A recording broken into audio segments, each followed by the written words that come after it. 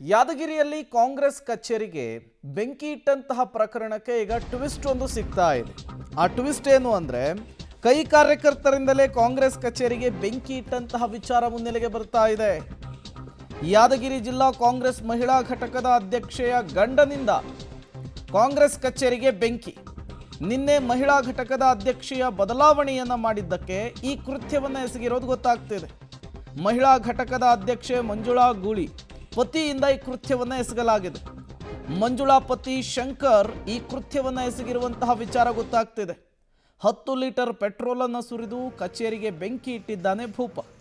CCTV ದೃಶ್ಯವನ್ನು ಆಧರಿಸಿ ಪ್ರಕರಣವನ್ನು ಭೇದಿಸಿದ್ದಾರೆ ಟೌನ್ ಪೊಲೀಸರು ಅನ್ನೋದು ಗೊತ್ತಾಗ್ತಾ ಇದೆ. ಆರೋಪಿಗಳು ಇನ್ನೂ ಕೂಡ ಸಿಗ್ತಾ ಇಲ್ಲ.